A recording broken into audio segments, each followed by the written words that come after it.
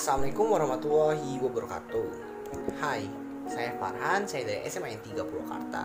Dan di sini saya akan membawa kalian untuk lebih mengenal esai saya yang berjudul Menjadi Remaja yang Berpikiran Modern dalam Upaya Pencegahan Penggunaan Narkoba. Dewasa ini, penggunaan narkoba masih marak terjadi di sekitar kita. Hal ini menjadi masalah yang serius yang perlu kita hadapi sebagai penerus bangsa. Zaman terus berkembang dan menjadi modern. Pikiran manusia harus terus dikembangkan untuk menyeimbangkan perkembangan ini. Narkoba sebagai racun pikiran kita tentu harus kita obati dengan pikiran pula. Di zaman ini bukan hanya teknologi saja yang harus modern, tapi pikiran kita juga perlu modern. Jadilah remaja yang berpikiran modern untuk pencegahan penggunaan narkoba.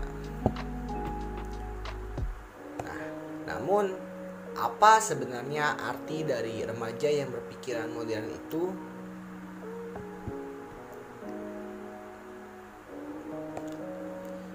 Sebelumnya, mari kita sama-sama mengenal arti dari narkoba itu sendiri. Apa itu narkoba? Narkoba atau narkotika dan obat berbahaya yang kemudian sekarang beralih nama menjadi nafza, narkotika, psikotropika, dan zat adiktif. Menurut Undang-Undang RI nomor 22 tahun 97 yang kemudian diperbaharui menjadi Undang-Undang RI nomor 35 tahun 2009, narkoba adalah bahan atau zat yang dapat mempengaruhi kondisi kejiwaan, psikologi seseorang yang meliputi pikiran, perasaan, dan perilaku, serta dapat menimbulkan ketergantungan fisik dan psikologis. Jadi sudah jelas ya bahwa narkoba itu bisa menimbulkan efek kecanduan. Apakah penggunaan narkotika atau zat lainnya itu sepenuhnya dilarang? Jawabannya adalah tidak. Karena pada dasarnya penggunaan narkotika sendiri merupakan suatu hal yang wajar dalam dunia kedokteran. Narkotika bisa digunakan sebagai obat bius atau penahan rasa nyeri. Salah satunya ada tanaman popi atau opium yang bisa diolah menjadi morfin sebagai obat penghilang rasa nyeri. Jadi kita bisa tahu ya sebenarnya narkotika ataupun zat lain ini adalah hal yang lumrah bagi dunia kedokteran. Semua itu bisa dipakai tergantung dengan dosis dan kapasitas yang wajar. Efek dari narkoba. Nah, untuk efek penggunaan narkoba sendiri itu ada efek stimulan. Apa sih efek stimulan itu? Efek stimulan adalah efek yang menimbulkan peningkat adrenalin. Kita akan merasa terus-terusan semangat, kita akan merasa diri kita selalu bahagia, tidak akan merasa capek. Meningkatkan tekanan jantung dan tekanan darah. Ya, karena tadi itu karena kita semangat, adrenalin kita meningkat, otomatis tekanan jantung dan darah kita juga meningkat. Lalu nafsu makan berkurang. Oleh karena itu sebenarnya stimulan sendiri itu banyak digunakan sebagai obat obesitas dan juga doping yang bisa digunakan oleh para atlet. Lalu yang kedua ada depresan. Nah, depresan itu bisa menurunkan kesadaran, lesu, dan mengantuk. Ya, salah satunya adalah ganja gitu. Kita bisa balik ke belakang, pernah ada kasus dulu brownies ganja di mana siswa SMP yang membeli brownies namun ternyata dalamnya isi ganja. Lalu ia tertidur selama 2 hari berturut-turut karena memakan brownies itu. Lalu yang ketiga adalah halusinogen. Nah, halusinogen itu bisa menyebabkan efek halusinasi dan pusing. Salah satu contohnya adalah LSD. Namun dari ketiga efek ini sebenarnya secara umum narkoba itu dapat merusak organ, gangguan psikologis, dan tentunya kematian. Di sini saya mengambil materi yang menarik, perkembangan zaman dan keanehannya. Karena menurut pandangan saya pribadi, perkembangan zaman yang begitu cepat dan begitu modern itu membawa dampaknya itu sebenarnya aneh-aneh gitu. Salah satunya adalah kemudahan mendapatkan narkoba dari sosial media dan lingkungan sekitar. Nah, ini kita bisa lihat contoh dalam sosial media ada 2 mahasiswa ini tawarkan narkoba lewat Instagram. Padahal kita sudah tahu bahwa sebenarnya sosial media itu bisa digunakan bisa untuk senang-senang gitu, untuk berkreasi kita lah. Namun ada beberapa oknum yang justru menyalahgunakan sosial media sebagai tempat untuk mengedarkan narkoba. Lalu yang kedua adalah lingkungan sekitar. Pengedar di Banjarmasin jual beli narkoba di kantin sekolah dasar. Kita bisa bayangkan siswa sekolah dasar yang belum tentu mengenal narkoba sudah menjadi tempat untuk transaksi narkoba. Ya, itu cukup aneh ya, tapi ada gitu. Lalu ada barang-barang yang sering kita gunakan di kehidupan sehari-hari namun disalahgunakan oleh beberapa oknum. Yang pertama ada menghirup aroma bensin. Nah, di sini ada salah satu kasusnya miris. Bocah di Cilegon, Banten kecanduan hirup aroma bensin. Ya, masih bocah, mungkin masih butuh bimbingan orang tua. Cuma sayang mungkin orang tuanya kurang membimbing dan mendidik dan juga menegur anaknya sehingga ia bisa jadi kecanduan. Nah, lalu ada dua, menghirup aroma lem atau bisa kita sebut dengan ngelem. Nah, untuk fenomena ngelem ini sendiri, saya pribadi pernah memiliki pengalaman.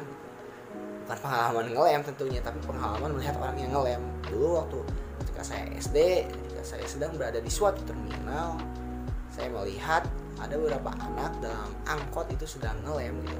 Namun pada saat itu saya tidak berani menegur ataupun berbicara karena pada situ umur saya masih kecil, dan juga masih ya aneh lah gitu, masih takut untuk melihat yang gitu. Lalu yang ketiga ada minum obat komix atau sering kita sebut dengan ngomix ya. Nah, untuk hal ini juga sebenarnya saya memiliki pengalaman pribadi. Jadi dulu waktu ketika saya SMP itu di belakang benteng sekolah tuh sering banyak bungkus-bungkus komix ya. Komix itu kan sebenarnya obat batuk sama sakit tenggorokan. Jadi sekiranya tidak mungkin gitu ya ada beberapa orang yang sakit batuk berjamaah kemudian minum komix bareng-bareng gitu. Kayaknya kurang tidak mungkin gitu untuk itu. Jadi mungkin ada beberapa oknum yang justru malah menyalahgunakan komix sebagai obat namun digunakan untuk mabuk. Lalu yang keempat ada meminum air rebusan pembalut. Nah, ini dulu sempat heboh kejadian di Karawang di pada 2018, air rebusan pembalut yang menjadikan media untuk mabuk gitu. Saya pribadi nggak tahu ya sebenarnya air rebusan pembalut itu ya bisa buat mabuk, cuma ada gitu ternyata di Karawang tuh, dan emang setelah dibaca ya emang bisa gitu. Ternyata air rebusan pembalut itu ya bisa buat kita mabuk.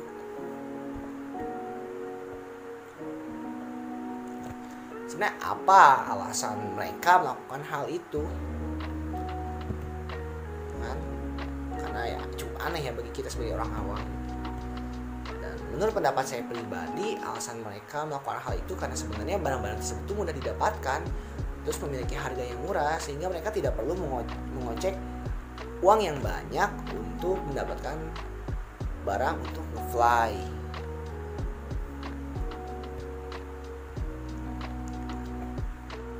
Lalu muncul pertanyaan dalam benak saya, apakah sebenarnya narkoba memandang status sosial dan ekonomi seseorang? Ya, tentu saja tidak gitu. Karena dalam hal ini saya telah mengumpulkan beberapa berita yang menunjukkan bahwa narkoba itu tidak memandang status sosial dan ekonomi. Di antaranya yang pertama adalah ya ini, anak SMP jual sabu, bosnya malah siswa SD. Ya, kita tahu ya, mungkin anak SD kebanyakan masih bermain game, masih lari-larian, masih tak umpat. Tapi ada ini suatu di Makassar, kisah anak SD yang sudah malah jadi bos dagang sabu gitu. Dan itu pelajar gitu, umurnya juga mungkin masih di bawah 18 tapi sudah mengedarkan sabu. Lalu yang kedua ada Polda, narkoba banyak dijerat warga miskin gitu. Ya mungkin menurut apa yang saya analisis, mengapa warga miskin banyak yang terjerat narkoba, karena mungkin kurangnya pendidikan bagi mereka gitu. Sehingga apapun yang mereka terima, mereka langsung konsumsi begitu saja tanpa tahu apa yang mereka konsumsi itu memiliki efek aneh ataupun efek yang menyakitkan buat dirinya. Nah ini, sudah bau tanah, kakek di Sleman hobi keluar masuk penjara karena narkoba. Ini juga cukup menarik ya, karena biasanya kalau udah kakek-kakek itu kan fokusnya ibadah, fokus untuk ya menikmati masa tua. Cuma ada ini di Sleman kakek yang hobinya keluar masuk penjara cuma karena narkoba. Jadi narkoba itu tidak memandang usia. Karena di sebelumnya diceritakan ada siswa SD yang jadi bandar, lalu di kisah yang selanjutnya ada kakek yang sudah notabene tua hobinya keluar masuk penjara karena narkoba. Lalu yang keempat ada terjerat narkoba Nia Ramadhani dan suami minta maaf ke keluarga Abu Rizal Bakri. Anggap itu cobaan. Ya, kita tahu lah Nia Ramadhani dan keluarganya merupakan sosialita ternama, merupakan pengusaha ternama. Tapi biarpun dia pengusaha, dia punya uang, punya kekayaan, dan tentunya punya ilmu ya, karena dia kaya pasti dia punya pendidikan yang tinggi juga. Tetap aja gitu, tidak mempengaruhi ia tidak tersandung narkoba, tetap aja. Mau sekaya apapun kalau misalnya sudah terjerat ya terjerat. Nah, lalu ini ada Bupati Ogan Ilir ditangkap karena narkoba. Ya, pejabat yang seharusnya menjadi panutan masyarakat, namun bisa jadi panutan yang buruk buat masyarakat. Bupati. Lalu ini ada Kapolsek perempuan pesta sabu dengan anak buahnya bikin heboh. IPW duga mereka sindikat narkoba. Ya, jelas Kapolsek. Polisi yang seharusnya mengamankan kriminal malah menyenangkan kriminal gitu. Cukup tabu memang, cuma ya ada.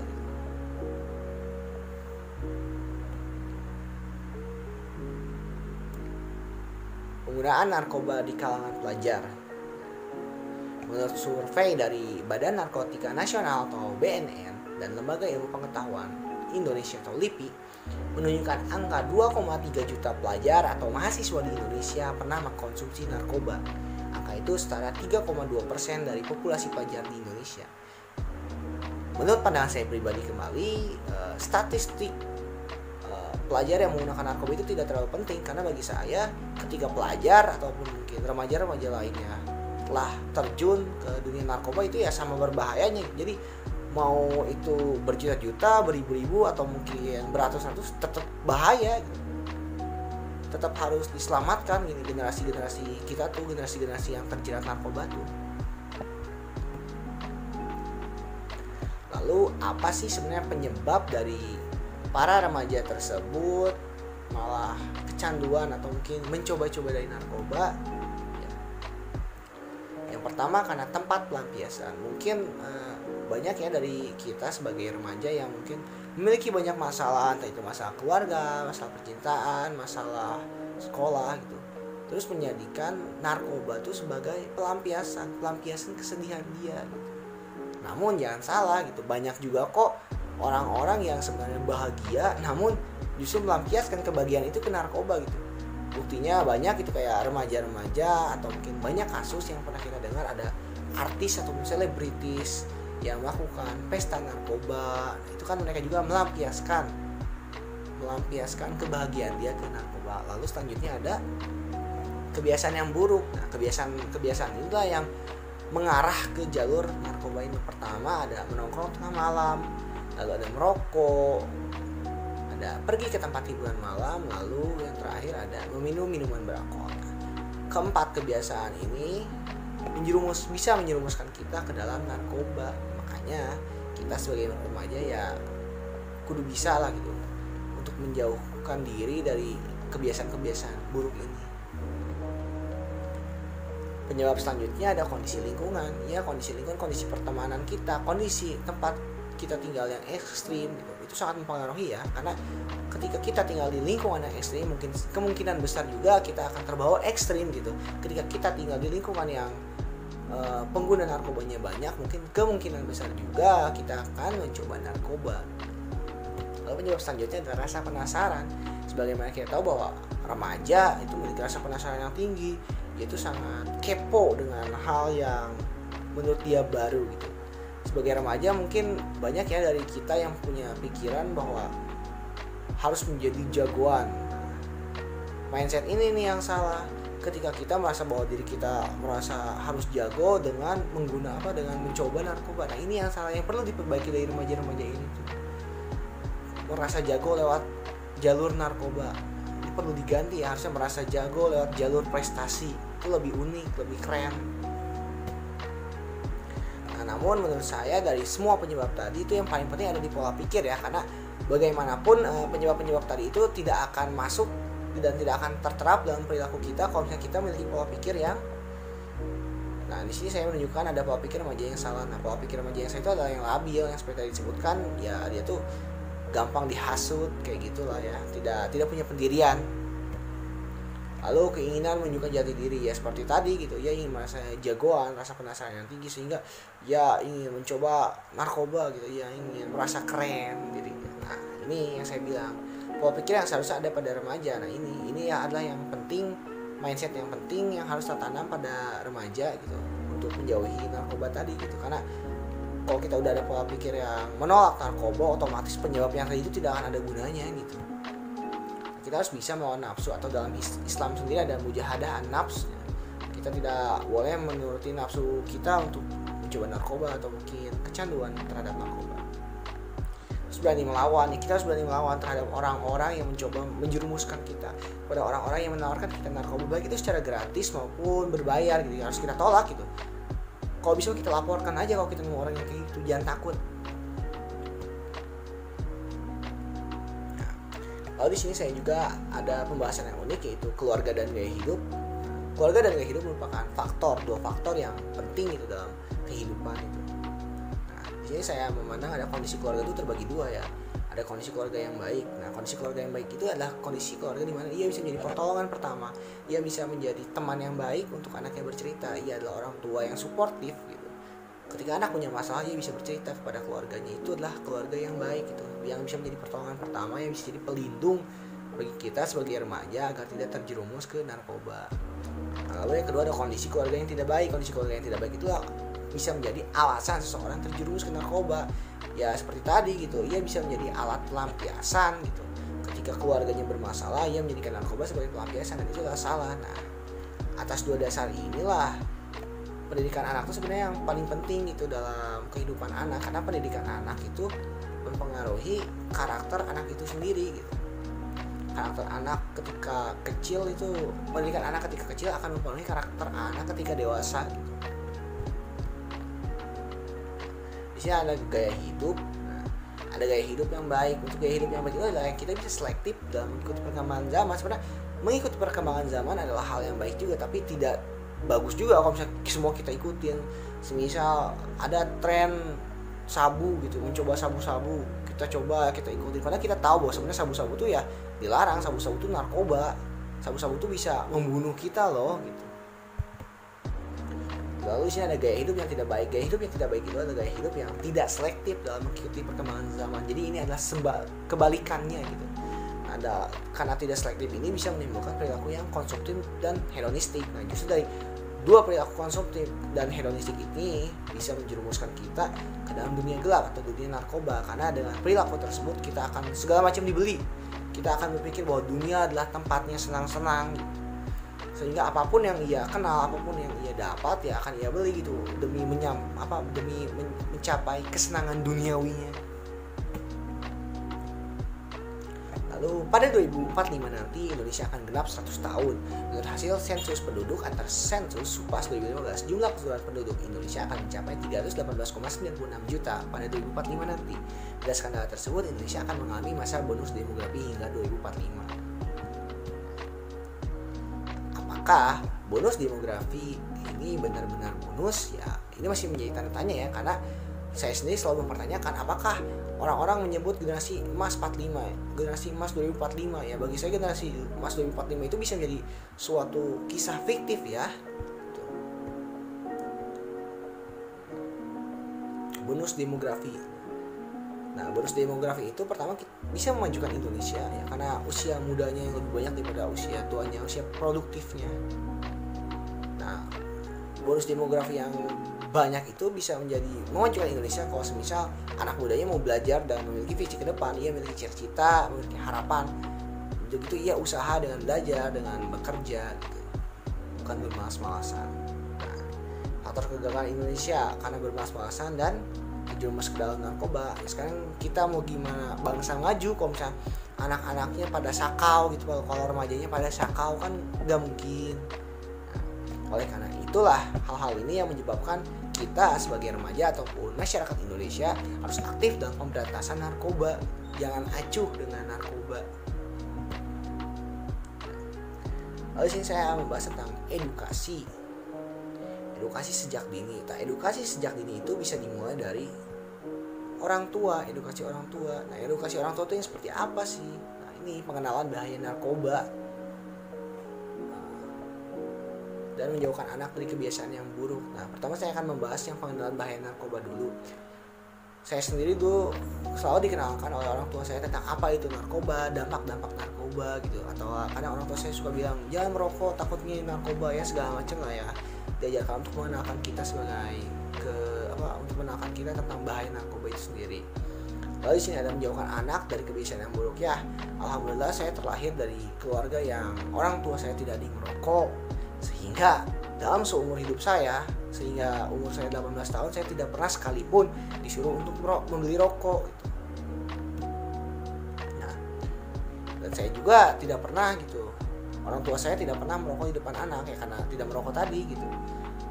Makanya saya kadang suka sedikit merasa resah gitu ketika melihat ada anak kecil ataupun anak di bawah umur yang membeli rokok, entah itu ke warung ataupun supermarket. Seharusnya penjaga warung atau supermarket tersebut melarang ya, ataupun mungkin pemerintah bisa memberikan surat edaran atau mungkin peraturan pemerintah untuk melarang anak di bawah umur membeli rokok, karena itu sangat berbahaya buat kehidupan dia, buat karakter dia di masa yang akan datang gitu.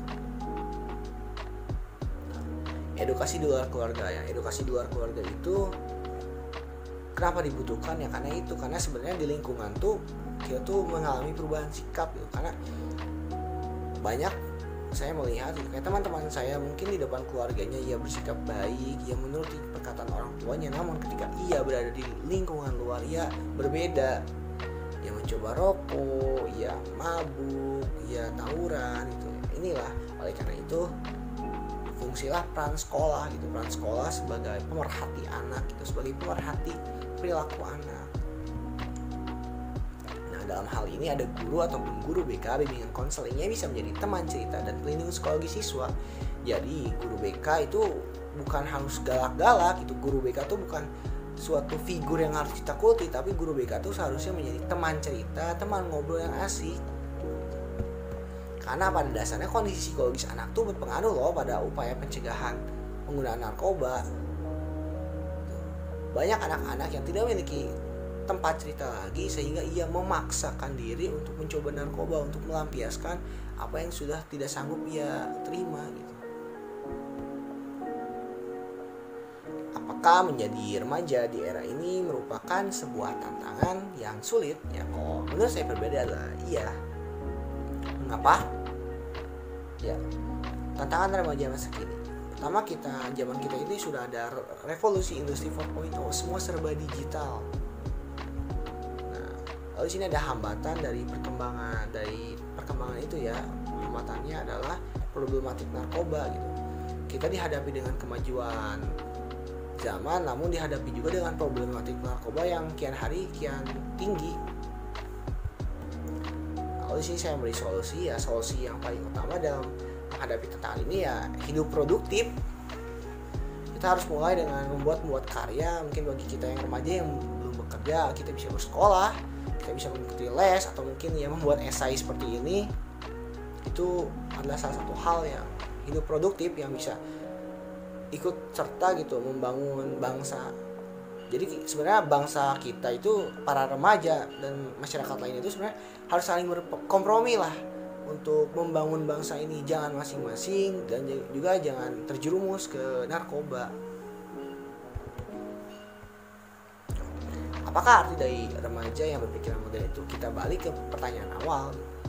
Jadi setelah beberapa materi ini saya sampaikan, saya menemukan kesimpulan bahwa arti dari remaja yang berpikiran modern itu adalah remaja yang berpikiran modern adalah remaja yang terbuka dengan pemikiran baru, namun ia selektif dengan apa yang ia dapat. Ia suka dengan kemajuan zaman, namun ia tahu bagaimana cara mengendalikan zaman pada pikirannya. Dalam hal upaya pencegahan penggunaan narkoba, remaja berpikiran modern perlu tahu dampak dari narkoba itu tanpa perlu tahu bagaimana rasa dari narkoba itu.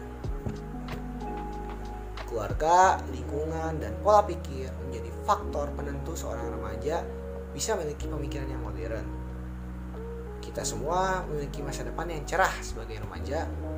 Jangan sampai kenikmatan saat itu merusak masa depan kita. Tetap semangat dan ingat bahwa remaja modern itu adalah remaja yang menolak dan menjauhi narkoba. Saya Farhan dan terima kasih. Mungkin segitu saja. Mohon maaf apabila ada salah kata. Wabillahi taufiq wal hidayah. Wassalamualaikum warahmatullahi wabarakatuh.